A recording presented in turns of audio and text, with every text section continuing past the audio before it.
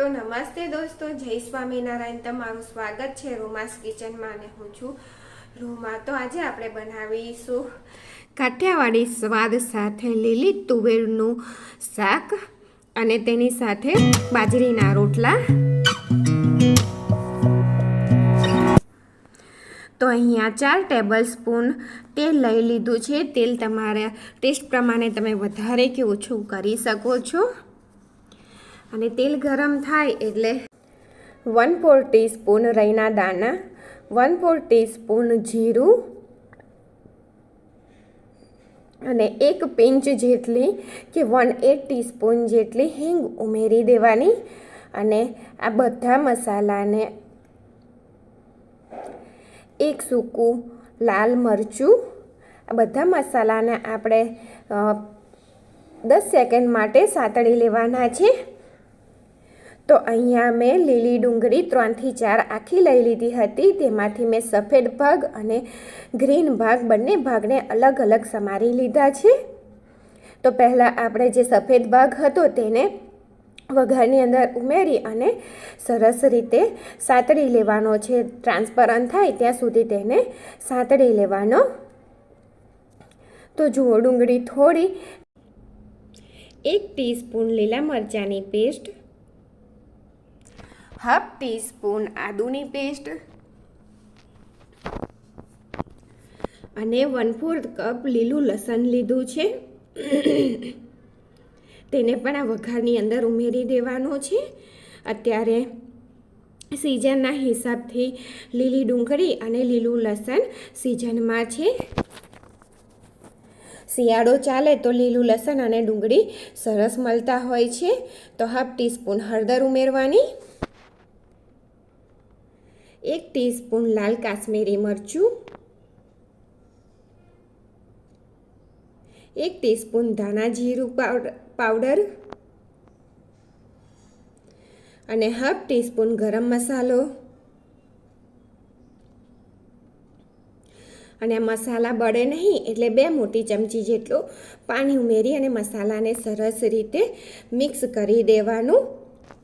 આ રીતે લીલી ડુંગળી અને લીલા લસણ સાથે તમે તુવેરનું શાક બનાવશો ને તો તે ખૂબ જ ટેસ્ટી અને સરસ બને છે। અને તમારા તુવેરના દાણા અને ગ્રેવી બંને એકસાથે રહેશે। અને જો તેલ સરસ રીતે છૂટું પડી ગયું છે તો તેની અંદર 1/2 કપ ટામેટાં પ્યુરી એટલે કે 2 મીડિયમ સાઇઝના ટામેટાને મિક્સરમાં પીસી લીધા છે અને તેને ઉમેરી દેવાનું। અને ટામેટાની પ્યુરી ઉમેરી છે તો મીઠું ઉમેરી દેવાનું એટલે તે જલ્દીથી કૂક થઈ જાય। અને આ રીતે તમે બનાવશો ને તો દાણા અને ગ્રેવી બંને એક સાથે જ રહેશે। ઘણીવાર આપણે બનાવીએ તેવું થાય છે કે પાણી અલગ થઈ જાય છે અને દાણા અલગ થઈ જાય છે, તે રીતનું બિલકુલ નહીં થાય। અને તેની અંદર હવે લીલી ડુંગળીના જે પાન હતા તે ઉમેરી દઈએ અને બિલકુલ ઢાબા સ્ટાઇલ એકદમ ટેસ્ટી શાક બનીને તૈયાર થશે। તો 1 મિનિટ માટે આપણે આ પાનને સાતળી લેવાના છે। તો પાન સતળાઈ ગયા છે અને તેની અંદરથી તેલ પણ છૂટું પડી ગયું છે। અને અહીંયા તુવેરના મેં 1/2 કપ દાણા લીધા છે ને વજનમાં 130 ગ્રામ છે। અને દાણાની પસંદગી આ રીતના મોટા દાણા હોય ને તે રીતની તુવેર લેવાની અને તેને મિક્સ કરી અને 1 મિનિટ માટે આપણે સરસ રીતે સાતળી દેવાનું છે। બિલકુલ આ શાક ઢાબા સ્ટાઇલ કાઠિયાવાડી ઢાબામાં જે રીતનું શાક મળતું હોય છે ને તુવેરનું તે રીતનું બની અને તૈયાર થશે।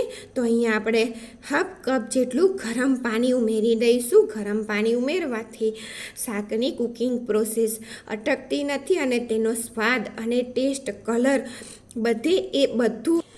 બધું એક સરખું જળવાઈ રહેશે। અને અહીંયા કુકર બંધ કરી અને મીડિયમ ગેસની ફ્લેમ ઉપર આપણે 2 વિસલ કરી લેવાની છે। તો તે થાય છે ત્યાં સુધીના આપણે બાજરીના રોટલા બનાવીએ। તો તેની માટે 1 કપ પાણી ગરમ કરવા માટે મૂક્યું છે પેનમાં। તો પાણી ગરમ થઈ ગયું છે।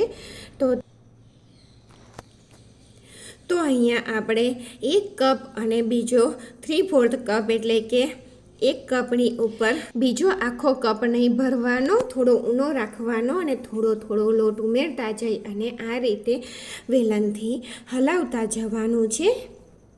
તો આ બીજો 3/4 કપ જેટલો લોટ ઉમેરી રહી છું. બાજરીનો લોટ છે.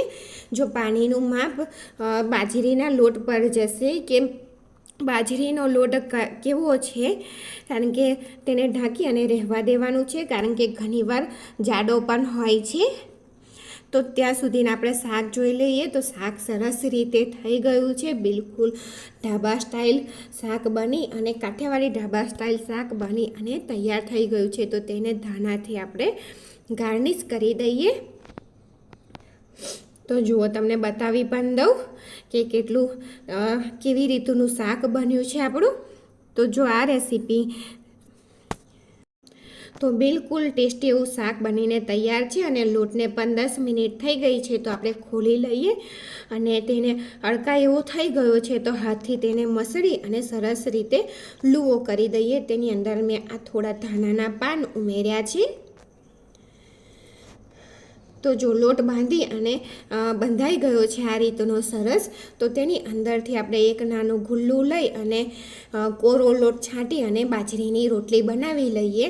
અને જો મારી આજની આ લીલી કાઠિયાવાડી સ્વાદવાળી લીલી તુવેરનું શાક તમને જો વિડીયો ગમ્યો હોય તો મારી ચેનલને લાઈક કરજો, શેર કરજો અને સબસ્ક્રાઈબ કરજો અને બાજુમાં આપેલું બેલ આઇકન પણ પ્રેસ કરી દેજો. તો ઉલટ પુલટ કરી અને શેકી લીધી છે અને તેને ગેસ ઉપર આ રીતે ફૂલાવી લેવાની. તો કાઠિયાવાડી ઢાબા સ્ટાઇલ લીલી તુવેરનું શાક બની અને તૈયાર થઈ ગયું છે. તો તમે આ રેસીપી જો ટ્રાય ના કરી હોય તો એકવાર જરૂરથી ટ્રાય કરજો અને ગમે તમને આ રેસીપી તો કમેન્ટ બોક્સમાં જરૂરથી જણાવજો. અને બાજરીના રોટલા ઉપર મેં ઘી લગાવી દીધું છે. તો થેન્ક યુ ફોર